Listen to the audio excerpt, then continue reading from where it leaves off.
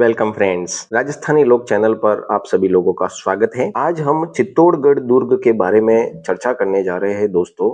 और इस दुर्ग से जो है राजस्थान के कंपटीशन एग्जाम में बहुत सारे क्वेश्चन पूछे जाते हैं और बहुत डिटेलिंग के साथ इसके अंदर बहुत सारी चीजें जो है जो एग्जाम्स के अंदर आपको पूछी जाती है। और अगर आप इस वीडियो को अच्छे से सुनते हैं, अच्छे से कंप्लीटली आप देखते हैं धैर्य के साथ, तो मैं दावा करता हूं और वादा करता हूं आपसे कि आपका एक भी प्रश्न वहां से जो है नहीं छूटेगा। दोस्तों, आप सभी लोगों से निवेदन है कि हमारे चैनल को सब्सक्राइब जरूर करें।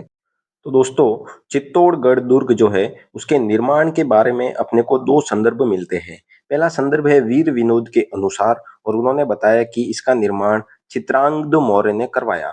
और दूसरा प्रमाण जो है वो है कुमारपाल प्रबंध के अनुसार और उन्होंने भी बताया कि चित्रांग मौर्य ने इसका निर्माण करवाया।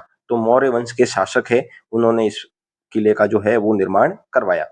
इसके अलावा ये जो दुर्ग है वो मेसा के पठार पर स्थित है और मेसा के पठार की चित्रकूट पहाड़ी पर ये दुर्ग बना हुआ है दोस्तों।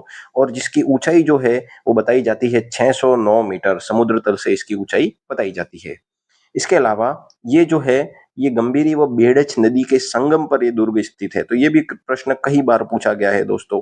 गंभीरी व बेड़च नदियों के संगम पर ये दुर्ग बना हुआ है।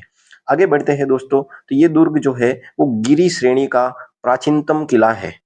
ठीक है। और ये राजस्थान का दूसरा सबसे प्राचीन किला है।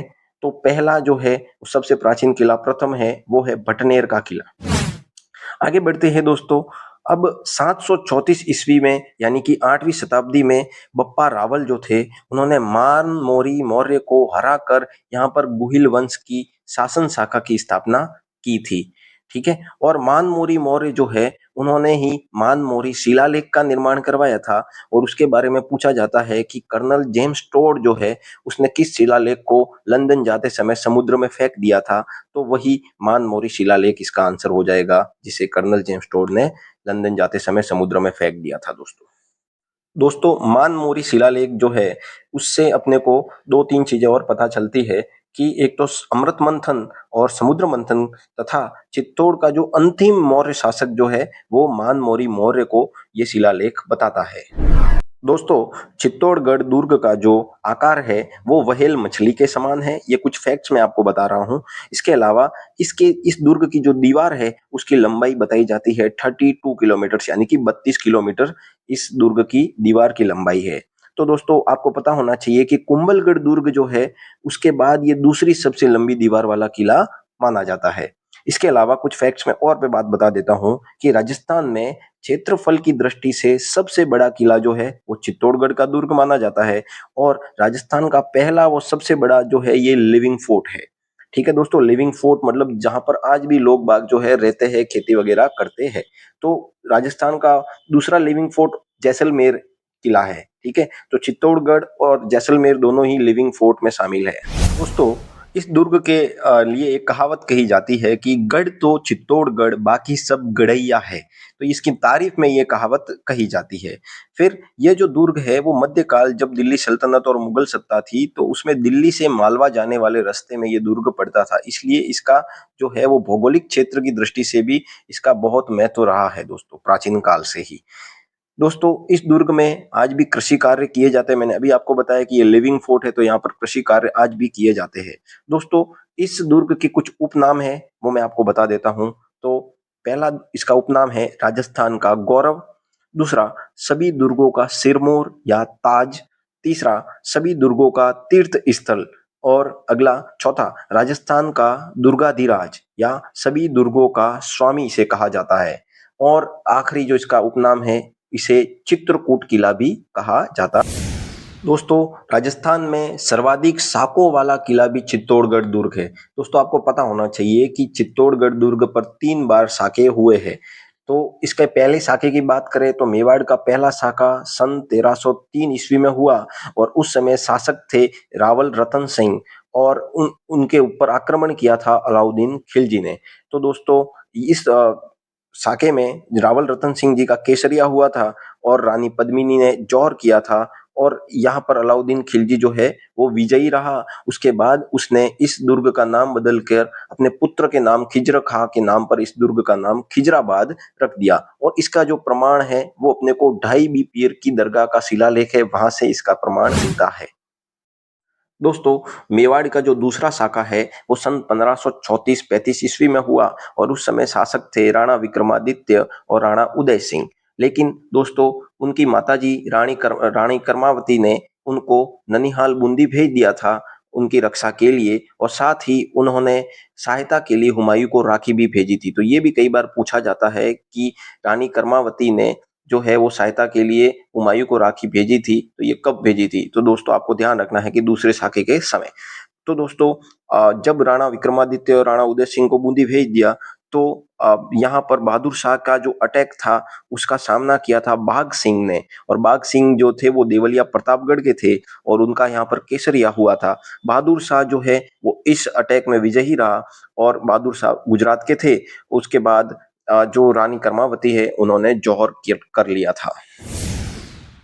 तो दोस्तों, मेवाड़ का तीसरा शाखा सन 1567-68 ईस्वी में हुआ और उस समय मेवाड़ के शासक थे राणा उदय सिंह और आक्रमण किया था अकबर ने। तो दोस्तों, मेवाड़ी सरदारों ने राणा उदय सिंह को जंगल में भेज दिया था और यहाँ पर लड़ाई कर रहे थे फत्ता सिसोदिया, जयमल राठौड़ और वीर कल्लाजी राठौड़।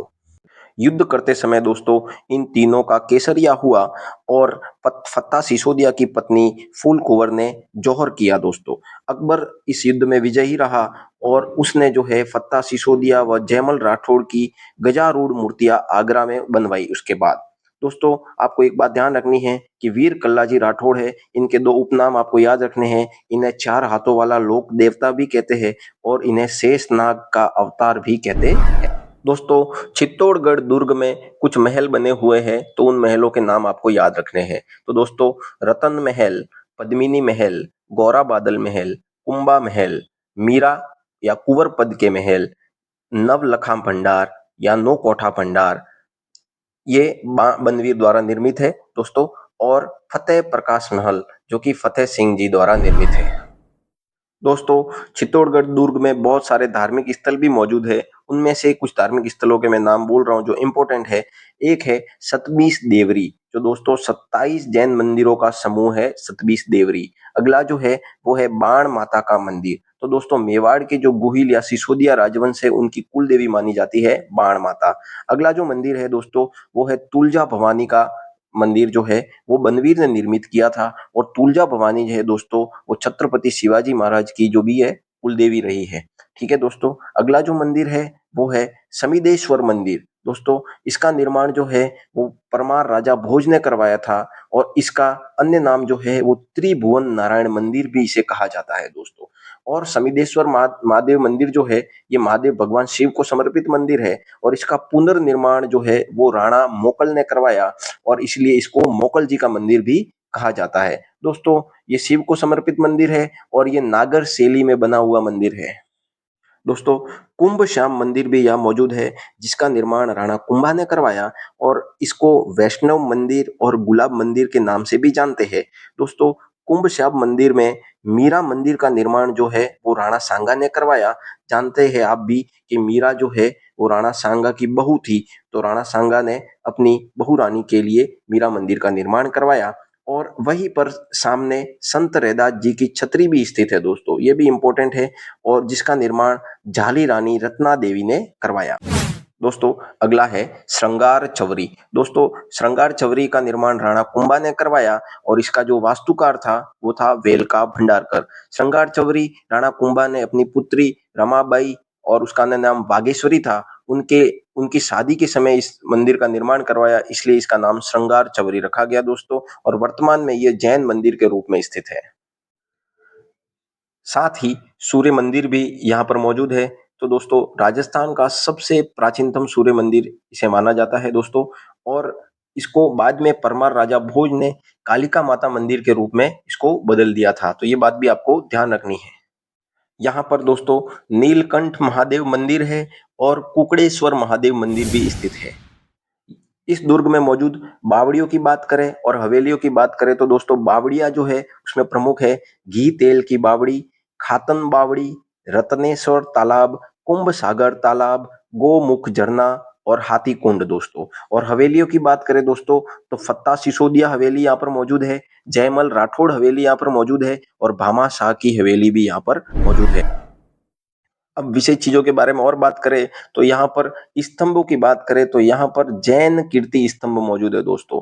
ठीक है, तो जैन कीर्ति स्तंभ जो है वो 7 मंजिला है दोस्तों, और इसमें लगभग ये 75 फीट 75 फीट की ऊंचाई है इसकी, और ये ऋषभ देव जी को समर्पित है।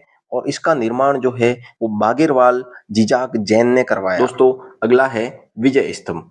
तो विजय स्तंभ का निर्माण राणा कुंभा ने करवाया, और सारंगपुर युद्ध विजय 1437 में उसके बाद इस विजय स्तंभ का निर्माण करवाया गया था दोस्तों। 1440 से 48 के बीच में इसका निर्माण पूरा हुआ, और इसके वास्तुकार थे जैता, नापा, पोमा और पुंजा दोस्तों। इसे विक्ट्री स्तंभ से भी जाना जाता है।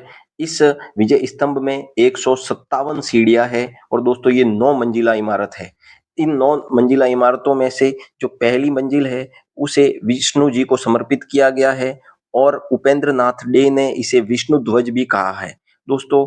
इसकी जो तीसरी मंजिल है उस पर 9 बार अल्लाह लिखा हुआ है अरबी भाषा में, तो ये बात भी आपको ध्यान रखनी है। इसके बाद 9वीं मंजिल जो है वहां पर कीर्ति स्तंभ प्रशस्ति है, और कीर्ति स्तंभ प्रशस्ति जो है वो भी राणा कुंभा ने 1460 ईस्वी में करवाया था इसका निर्माण, और उस प्रशस्ति पर मेवाड़ का इतिहास लिखा हुआ है। और इसके वास्तुकार जो थे वो थे अत्रि और महेश भट्ट दोस्तों। इस विजय स्तंभ की 8वीं मंजिल पर कुछ भी दर्ज नहीं है। तो ये था इस विजय स्तंभ की ऊंचाई 122 फीट है दोस्तों। और राजस्थान पुलिस व आरबीएससी यानी Rajasthan board of secondary education Ajmer जो है उसका ये प्रतीक चिन्ह भी विजय स्तंभ बनाया गया है। इसके अलावा 15 अगस्त 1949 को 1 रुपए का डाक टिकट भी जो है वो विजय स्तंभ के नाम पर जारी हो चुका है। अगली बात करें तो फर्ग्यूसन ने इसे रोम टार्जन से इसकी तुलना की। जेम्स टॉड ने इसे कुतुब मीनार से भी सर्वश्रेष्ठ बताया। गोपीनाथ जी ने लोक जीवन का रंगमंच कहा इसे, और पंडित गौरी शंकर ओझा ने पौराणिक मूर्तियों का अजायब घर इसे कहा दोस्तों। हरमन गॉडज ने भारतीय मूर्ति कला का विश्वकोश इसे कहा। तो दोस्तों धन्यवाद अंत तक बने रहने के लिए। आज के इस वीडियो में हमने चित्तौड़गढ़ दुर्ग के बारे में जितने भी इम्पोर्टेंट क्वेश्चन के टॉपिक जो है वो अपन ने डिस्कस किए हैं। ज़्यादा लंबा वीडियो नहीं बनाया है। उम्मीद करता हूँ आप सभी लोगों को ये वीडियो पसंद आया होगा। आप सभी लोगों से मेरी उम्मीद है कि आप इस चैनल को सब्सक्राइब जरूर करेंगे, और हम मिलेंगे अगले वीडियो में। धन्यवाद।